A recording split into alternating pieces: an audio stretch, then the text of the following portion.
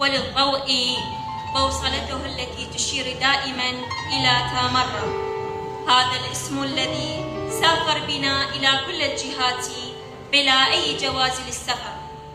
فالمنصة الآن لسادن هذا الألق الحارس الأمين رئيس اتحاد أدباء ديالى الشاعر أسامة القيسي.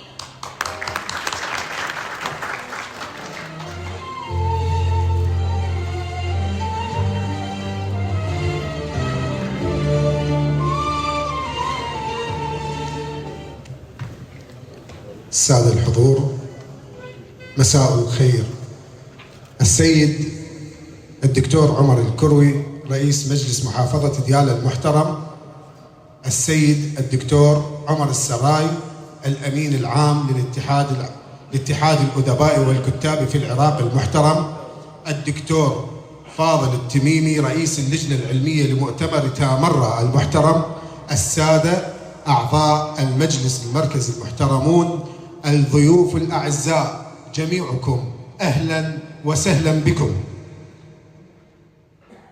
باسم اتحاد الأدباء والكتاب في العراق الحاضن للكلمة الحرة ومنارة الإبداع، أحييكم جميعا بتحية الأدب الذي ينير العقول ويوقظ الضمائر. نلتقي اليوم في مؤتمر تامر الأول للسرد، وهو تأسيس لأول كرنفال سردي على هذه الأرض بقداح مبدعيها، وهو محطة بارزة تعلن أن الحكاية هي الحياة، وأن السرد هو القلب النابض لروح الأمة، وهو الجسر الذي يربط بين الماضي والحاضر ليشكل ملامح المستقبل.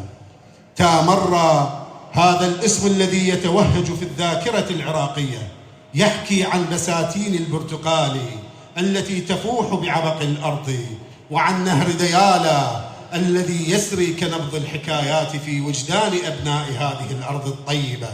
يحمل هذا الاسم بين حروفه عمق الجذور وأفق الإبداع، وهو اليوم رمز للهوية الثقافية التي لا تعرف الحدود، ونافذة مشرعة على عوالم الحكاية التي تتجدد مع كل جيل. إن اجتماعنا اليوم في هذه التظاهرة السردية برعاية اتحاد الأدباء والكتاب في العراق وكلية اليرموك الجامعة يعكس إيماننا العميق بدور السرد في صياغة الوعي الجمعي وتعزيز الهوية الثقافية.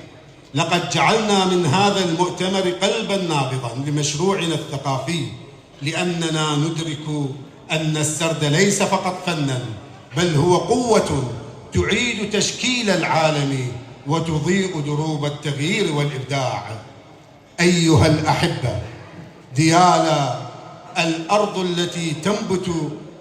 التي تنبت المبدعين كما تنبت أشجارها المثمرة، تستحق منا كل الامتنان.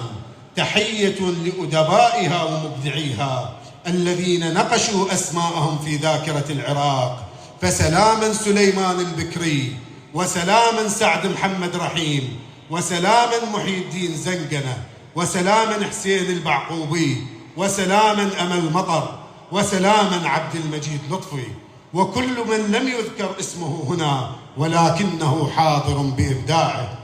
شكرا لكل من جعل هذا المؤتمر واقعا.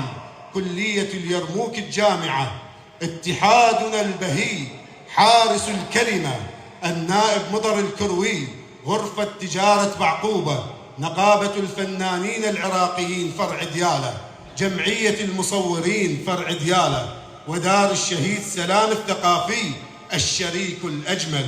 شكرا للزميل كامل التميمي الذي ينبض كالنور بين أمطار الإبداع، محققا بعمله للعلاقات العامة كلما وصلنا له، والزميل باسم الحربي الذي يبدد وحشتنا بروحه الجميلة، والدكتورة وحيدة التي تنثر عبق الجمال أينما حلت، وخانقين المدينة التي تختصر العراق بجمال تنوعه هي الأخرى، حاضرة بيننا كقصة تروى وكشاهد على عظمة السرد، فهي ملتقى الثقافات وحاضنة للتاريخ الذي يمتزج بأحلام المستقبل. أيها الأحبة، الأديب هذا الإنسان الذي يحمل أثقال الكلمات ويخوض معارك الفكر ويواجه الريح، وهو يمسك بسفينته ليصل إلى ميناء الإبداع. يتهم أحيانا ويساء إليه حتى من أقرب أصدقائه، ولكن الأديب الحقيقي هو من يخلق العوالم بالكلمات، لا يحتاج إلى أن يأخذ من الآخرين. الأديب يبني من ذاته، يصوغ من روحه، ويحيا بأمانة الفكر والإبداع. أيها السادة، الحكاية العراقية ستظل شاهدة على معاناة الإنسان وأحلامه، وستبقى تامرة نبراسا لهذا السرد الذي ينطلق من دياله ليعانق العالم. شكرا لكم جميعا، وسلام على دياله وخانقين ومبدعي العراق كافة، والسلام عليكم ورحمة الله.